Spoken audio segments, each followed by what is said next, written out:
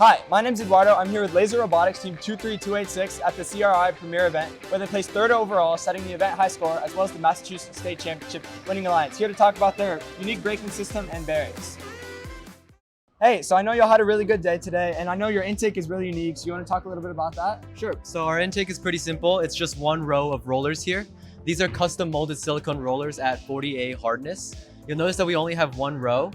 And we have actually go build a mechanisms here for our intake. These are what pull the ball in from the side. So from there, so this would go in here. We have this little ramp with cat tongue tape. And so the ball gets swept onto the ramp here, and then it contacts this round belt here. So the round belt pushes the artifact through the robot as it moves through. Yeah.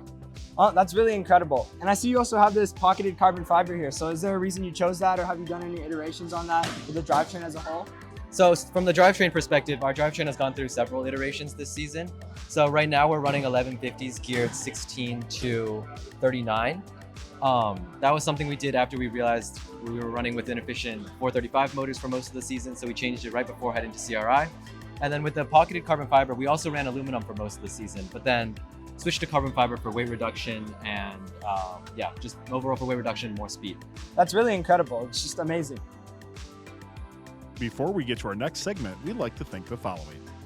Build your alliance with so many other FIRST alumni who go to Kettering University. Every student at Kettering experiences their cutting-edge co-op programs that seamlessly blend the professional and academic worlds. Kettering co-ops are a fully immersive working experience at the leading edge of industry. Head on over to kettering.edu/first to learn more about their incredible programs and to get more information.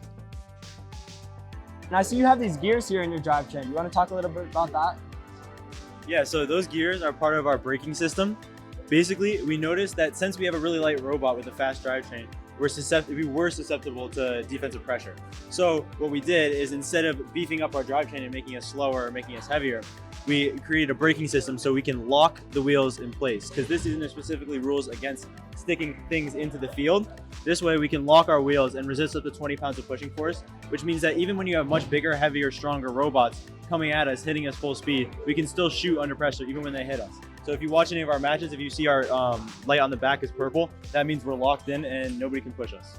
That's really innovative, and that's just incredible to see on the field. And and y'all did incredible in playoffs and made it really far, especially with the big field and dealing with the far zone being so huge. I'm sure that played a huge factor. Before we get to our next segment, we'd like to thank the following.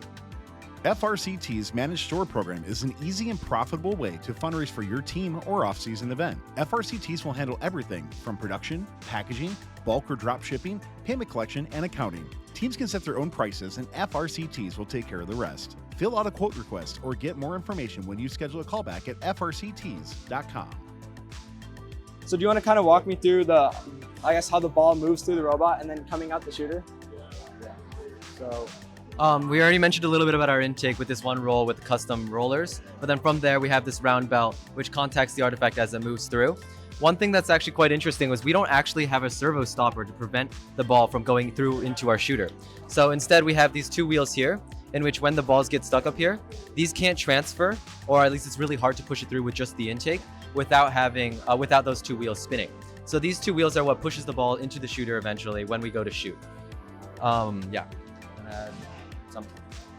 And then after it goes through the transfer through these two wheels, it pushes us up into the shooter and out. That's really awesome. I see y'all have a turret here, and can you kind of explain your design decision on choosing this type of turret? Because I know some people do motor turrets, servo turrets, 3 servos or 2 servos and things like that. Yeah. So we chose to go for a 2 servo turret on just a standard Lazy Susan bearing. It's powered with 2 axons, and it gives us quite a bit of degrees of freedom. We also chose to go with a direct drive design mainly for motor efficiency, but the other main big design feature that's quite different from other teams actually is the no side plate. So our shooter just has no side plates. Instead, it's just the wheel and the ramp itself with some braces in between. And we chose to go with that for a smaller footprint, and also so that we could direct drive the motors and make that as efficient as possible. So if you hear our shooter, actually, it's as quiet as possible if you want to turn that on. So it's super quiet. You can barely hear it just as it's sitting here on the table. The other thing about our shooter is we have a hood here, which helps control our trajectory. So that allows us to shoot at super sharp angles or super high angles like we would in the far zone. That's really incredible, and that shooter is insanely silent. Like, that's probably one of the quietest shooters I've ever heard. And so I know y'all use a lot of carbon fiber, and it's just really incredible to see. And I see you have some sensors here, like a limelight and maybe a few other sensors. Do you want to talk about kind of the software side and just what y'all do there? Yeah, so our robot has a few sensors in the back right here.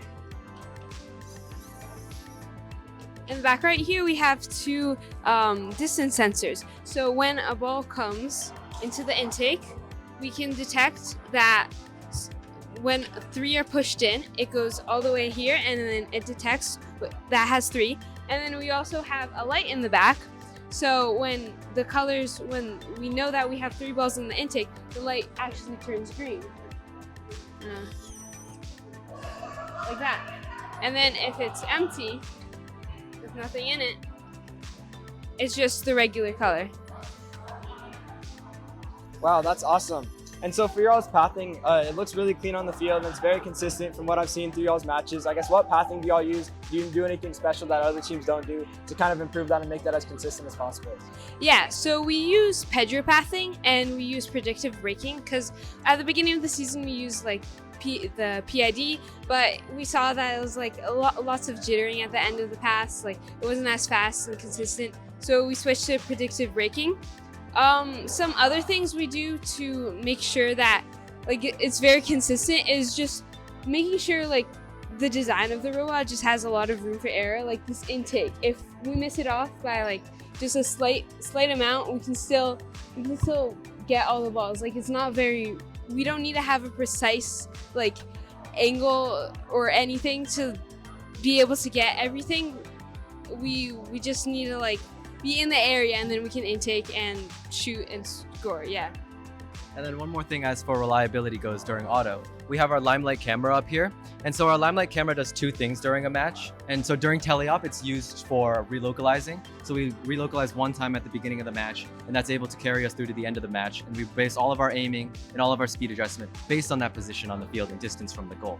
But the other important thing that it does is during auto, it allows us to track the balls in their movement. Yeah, so during auto, especially during our far auto, we use the limelight to basically just adjust our path depending on where the balls are on the field. So sometimes it starts a path this way, and then it sees that the balls are moving to the side, so then it just like automatically adjusts to get the balls in the way. That's really incredible. And so y'all's robot is just really refined and really tuned. And is this the original design you started with over the season, or what changes and how has it evolved throughout the season? Because I know we're really towards the end of the season here at CRI. Yeah, so this is our third new robot that we've made. Most recently, it was changing everything to carbon fiber from aluminum. But originally, our first design had a much longer wheelbase and big wedges on the sides with rollers on the front. So our intake was a lot smaller, and there was a lot less room for error, like Via was talking about earlier. So we would end up having to chase around balls, but because we couldn't really intake from the side like we can now. So that was the first big redesign we did. We moved the wheels back and made a shorter wheelbase there. From there, we made a bunch of changes without redesigning the entire robot. Like, we changed the drivetrain speed a bunch of times. The hood has probably more than 50 iterations, just in testing different spins and different sorts of arc. And then lastly, as I said before, our most recent redesign before CRI was switching all the aluminum to carbon fiber I think we saved 5 pounds if I'm right, and that just made us a whole lot faster. That's incredible. Well, thank you so much for your time. This is Lazer Robotics here at the CRI event. Phenomenal performance and just an amazing team overall. Thanks for watching. Don't forget to like, subscribe, and click the bell to stay up to date on future fun videos. FRCT's Managed Store program is an easy and profitable way to fundraise for your team or off-season event. FRCTs will handle everything from production, packaging, bulk or drop shipping, payment collection, and accounting. Teams can set their own prices, and FRCTs will take care of the rest. Fill out a quote request or get more information when you schedule a callback at frcts.com. Build your alliance with so many other FIRST alumni who go to Kettering University. Every student at Kettering experiences their cutting-edge co-op programs that seamlessly blend the professional and academic worlds. Kettering co-ops are a fully immersive working experience at the leading edge of industry. Head on over to kettering.edu/first to learn more about their incredible programs and to get more information.